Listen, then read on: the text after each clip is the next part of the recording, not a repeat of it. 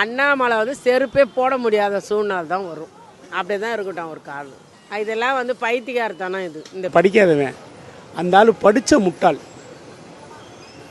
அவர் உண்மைக்குமே படித்த முட்டாள்னு சொல்லலாங்க. அப்புறம் பற்றி தமிழ்நாட்டை பற்றி பேருக்கு என்ன யோக்கியதை இருக்குது? உனக்கு யார் தமிழ்நாட்டை மதிப்பா? 100க்கு 100% இல்லை. அசைக்க முடியாத ஆலமரம், அசைக்க முடியாத ஆலமரம். இதெல்லாம் வந்து சாதாரணப்பட்ட மரம் இல்லைம்மா.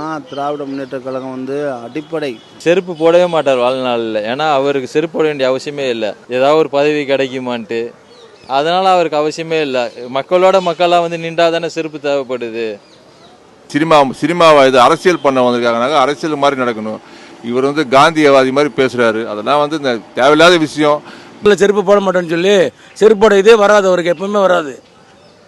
ஏன்னா இவர் ஆட்சி வந்து திமுக போகிறதும் இல்லை, இவர் செருப்பு போட போகிறதும் இல்லை. அப்படியே தான் நடக்கணும்.